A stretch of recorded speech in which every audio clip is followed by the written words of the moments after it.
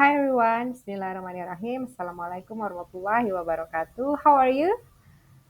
I hope you are all in a very good condition and ready to listen to the material. Okay, let's start. Jadi hari ini kita akan belajar tentang recount text, ya. Nah, apa sih recount text? What is recount text? Jadi recount text itu definisinya adalah a type of writing that retells a past event or experience in chronological order. Nah, di sini ada kata-kata retell. Retell itu artinya menceritakan kembali. Tell itu menceritakan atau bercerita.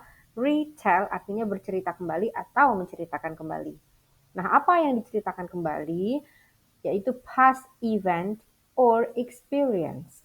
Past event. Nah, past event. Event itu artinya kejadian atau peristiwa. Past, ingat apa itu past? Sudah berlalu, betul.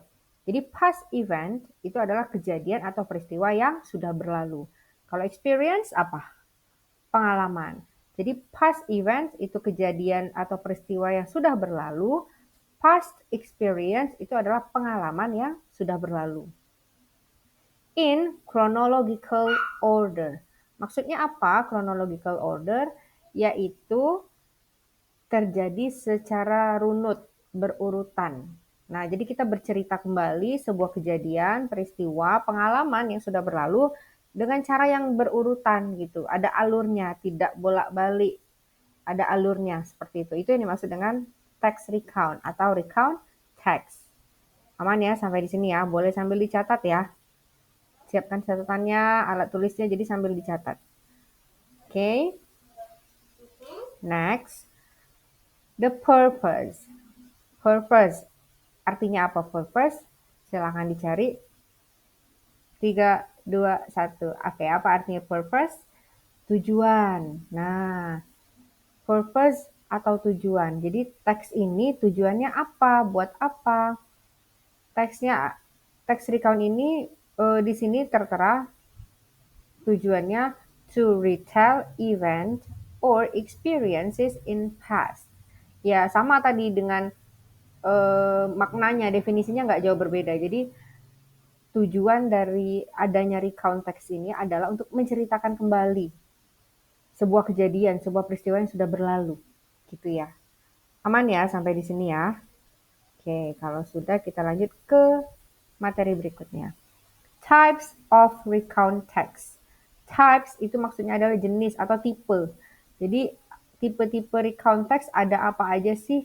Ada dua nih. Yang pertama personal recount. Personal, dari kata personal kita sudah tahu nih, sudah bisa menyimpulkan oh ini pribadi sifatnya. Jadi kalau recount text yang sifatnya pribadi, personal recount itu pada kata tokohnya biasanya digunakan kata-kata I, karena kan pribadi nih, saya atau aku yang sedang bercerita. Nah, poin keduanya di sini menuliskan focus on personal experiences. Jadi fokusnya itu pada pengalaman pribadi kita. Jadi kita sebagai tokohnya nih, gitu, paham ya? Jadi dari kata-kata personal, pribadi, nah berarti ini cerita pribadi tiap-tiap orang. Makanya tokohnya I, aku atau saya. Oke? Nah tipe yang kedua, ini tipe yang akan menjadi materi utama kita, yaitu factual recount. Nah, jadi factual recount ini asal katanya fact, fakta.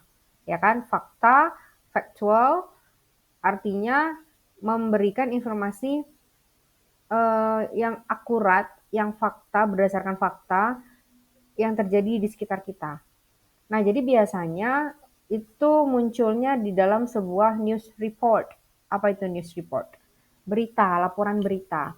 Ini contohnya di sini bisa dalam bentuk koran, majalah, tertulis ya, atau dalam bentuk disampaikan secara lisan. Bisa lewat media-media sosial, bisa di televisi, bisa di radio mungkin. Nah, jadi itu namanya factual recount.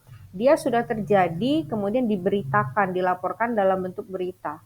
Nah, biasanya sifatnya itu berupa kejadian-kejadian penting gitu ya. Nah, yang penting diinformasikan kepada orang-orang, seperti itu kurang lebih. Jadi bukan personal, bukan bedanya sama personal itu. Paham ya sampai di sini ya?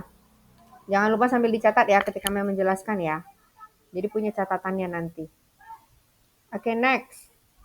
Lanjut ke karakteristik. Nah, karakteristik itu adalah ciri khas atau karakter dari sebuah text recount itu apa? Yang pertama, retell past events. Sesuai dengan maknanya tadi, kemudian sesuai juga dengan tujuannya tadi, retell past events. Menceritakan kembali sebuah peristiwa atau kejadian-kejadian yang sudah berlalu. Itu karakteristiknya atau ciri khasnya. Yang pertama. Yang kedua, chronological order. Jadi ketika diceritakan itu dia ada runutan kejadiannya. Awalnya bagaimana, kemudian selanjutnya apa, endingnya bagaimana. Jadi itu namanya chronological order atau runut kejadiannya. Oke. Kemudian ciri ketiga atau karakteristik ketiga yaitu informing or entertaining. Jadi bisa sifatnya itu memberi informasi atau bahkan menghibur. Entertain itu menghibur ya. Entertaining, informing, bisa jadi dia sifatnya memberikan informasi, tapi bisa jadi juga dia sifatnya menghibur gitu. Nah, kemudian poin berikutnya itu clear and detailed description. Clear artinya jelas, details itu ya detail. Jadi deskripsi yang tertuang di dalam text recount ini sifatnya itu jelas. Jadi orang ketika mendengarkan cerita kita atau membaca cerita kita itu kayak bisa membayangkan juga gitu, paham ya? Makanya harus jelas dan detailnya itu lengkap, jadi nggak kepotong-potong gitu ceritanya. Kalau ceritanya nggak jelas, kemudian ada bagian-bagian penting yang terpotong, nanti akan nggak valid gitu informasinya. Nah, terakhir, biasanya bersifat storytelling. Storytelling tahu ya, storytelling itu bercerita ya, ya namanya juga tadi sudah dari awal sudah memang dari definisinya, dari tujuannya udah itu kata-katanya kan, tell past events. Jadi sifatnya itu kayak bercerita, menceritakan sebuah kejadian, apakah itu faktual, apakah itu personal. Oke, next.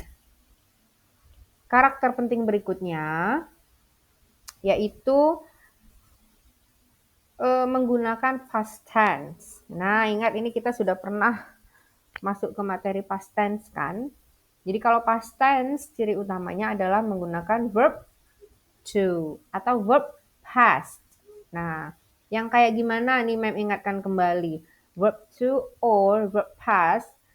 Contohnya nih kalau dia to be, am, is, are itu berubah menjadi was dan were. Oke. Okay?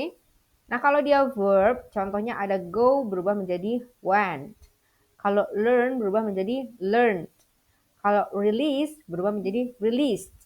Nah, ada penambahan d atau ed. Atau bahkan dia berubah dari go menjadi went misalnya. Nah, ini kan sudah pernah ya materinya ya. Jadi ini memperdalam kembali pemahamannya tentang past tense, tentang verb to, tentang verb past gitu ya. Jadi jangan sampai lupa. Oke. Aman sampai di sini ya. Catatannya jangan lupa standby catatan, catat semua materinya. Next, lanjut ke generic structure atau struktur teks. Jadi setiap teks itu punya strukturnya. Apa maksudnya struktur? Bagian-bagiannya. Jadi dalam pelajaran bahasa Indonesia pun pasti ada teks ini strukturnya atau bagiannya ini. Nah, ingat Mem selalu bilang kalau kita belajar teks itu pasti ada tiga struktur teks. Tiga struktur teks yang paling utama. Pembuka, isi, penutup. Semua teks pasti seperti itu. Pembuka, isi, penutup. Hanya beberapa teks dikembangkan lagi menjadi beberapa bagian lain mungkin. Atau bahkan namanya itu pasti berbeda. Tidak semuanya opening, content, closing. Opening, content, closing. Tidak semua teks seperti itu. Ya kan? Nah, contohnya kalau pada recount text itu openingnya namanya orientation. Oke. Nah, kemudian bagian isi, kontennya. Nah, bagian isi atau konten di sini namanya sequence of events. Events itu apa? Kejadian-kejadian, peristiwa. Sequence itu adalah rangkaian. Jadi pada bagian kedua recount text itu adalah rangkaian kejadian atau rangkaian peristiwa. Oke. Terakhir, bagian penutup di sini namanya reorientation. Oke. Nah, sekarang membahas satu persatu nih. Pada orientation, bagian pembukaan, bagian pertama, itu kalau pada recount, ini kalian bisa lihat. Ada what, where, when, who. What, apa yang terjadi sih? Kejadian apa nih yang mau diceritakan oleh si pencerita? Nah, kemudian where it happened. Di mana kejadian itu terjadi? Oke, and then when it happened. Kemudian kapan? Harus ada penjelasannya kapan terjadinya peristiwa tersebut. Terakhir ada who were involved. Maksudnya apa who were involved? Siapa tokoh-tokoh yang terlibat? Kalau ini ceritanya personal recount, berarti kita, saya, pasti kan? Nah, apakah kita sendiri? Apakah ada orang lain yang mungkin terlibat dalam cerita ini? Boleh kita sebutkan di awal cerita, awal paragraf di orientation ini. Biasanya ditemukan di paragraf pertama nih. Di bagian orientation ada what, where, when, who. Nah, kalau factual recount, kalau personal kan tadi kita nih tokoh utamanya saya atau aku. Nah, kalau factual recount kan berarti kita melaporkan atau menceritakan kejadian lain yang terjadi. Nah, siapa? Siapa yang mengalami kejadian tersebut? Berita apa nih yang ingin kita sampaikan? Nah, jadi itu muncul di awal paragraf ya. Nah, kemudian masuk bagian kedua, sequence of events. Nah, di sini poin pentingnya adalah chronologically events. Dari tadi itu terus yang muncul, chronologically. Maksudnya sesuai kronologis. Ada alurnya, pertama apa, kedua apa, berikutnya apa lagi nih kejadiannya. Nah, jadi urutan kejadiannya muncul di sini nih. Oke? Di sini nanti yang akan banyak muncul verb to-nya tadi, verb past tadi banyak muncul di sini. Jadi kayak misalnya kejadiannya apa, misalnya terjatuh, habis jatuh kenapa, ditolong orang, habis itu diobatin. Nah, itu kan sequence of events-nya di situ. Banyak akan muncul verb to atau verb past di bagian kedua ini. Terakhir, bagian penutup di sini namanya reorientation. Reorientation itu apa? Nah, di sini bisa dua nih, evaluasi. Evaluasi maksudnya apa? Kita kayak mengevaluasi kejadian tersebut, apa nih hikmahnya mungkin. Atau evaluasi dalam bentuk apapun bebas. Atau bisa kita tuliskan emotional feeling. Kesan pribadi atau perasaan si tokoh terhadap kejadian tersebut tuh apa sih? Nah, boleh dimunculkan di akhir paragraf ini. Oke, nah sekarang kita masuk ke example. Apa itu example? Contoh. Oke, contohnya ini ada di LKS juga di halaman berapa ya? Sebentar. Halaman 36, 36. Jadi di LKS nih contohnya Mem ambil. Oke. Nah, sekarang kita lihat yang pertama, orientation. Nah, Mem akan bedah teks ini supaya kalian paham di mana letak unsur-unsur penting tadi. Jadi pada orientation di sebelah kanan tuliskan nih orientation. Ini di paragraf pertama. Kita lihat pertama ada what. Nah, what apa kejadiannya? Oh, release of baby green turtles and the beach clean up activities. Ada dua what-nya di sini. Yang pertama release baby turtle, yang kedua beach clean up activities. Ada dua ya. Pelepasan bayi apa sih namanya penyu, yang kedua adalah kegiatan bersih-bersih di pantai. Oke, next kita lihat. Where? Nah, where-nya di sini nih yang warna hijau nih. Goa Cemara Beach in Bantul, Regency, Yogyakarta. Nah, dia masukkan where-nya di situ langsung di paragraf pertama ini juga. Next. When? When? Kapan kejadiannya? Oh, kejadiannya pada tanggal 12 Agustus tahun 2023. Oke. And then who? Nah, siapa yang terlibat di dalam peristiwa ini? Jadi ada dua nih. Yang pertama si penyelenggara. Penyelenggaranya adalah Central Region Housekeeping Division of Archipelago. Itu penyelenggara. Dan kemudian ada lagi nih who yang kedua. 31 housekeepers from hotels in Central Java and Yogyakarta.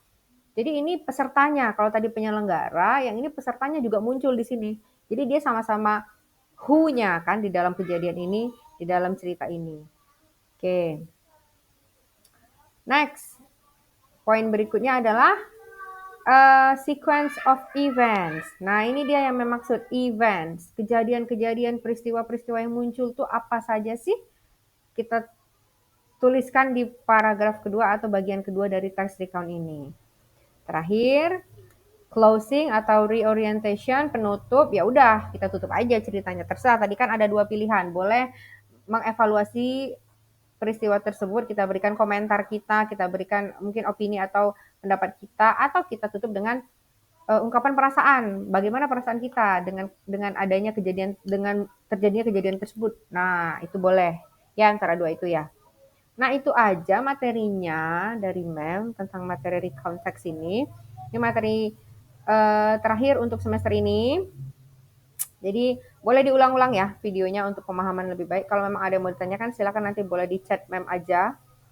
Nah, untuk selanjutnya ada penugasan pelatihan pemahaman. Kalian silakan buka classroom-nya.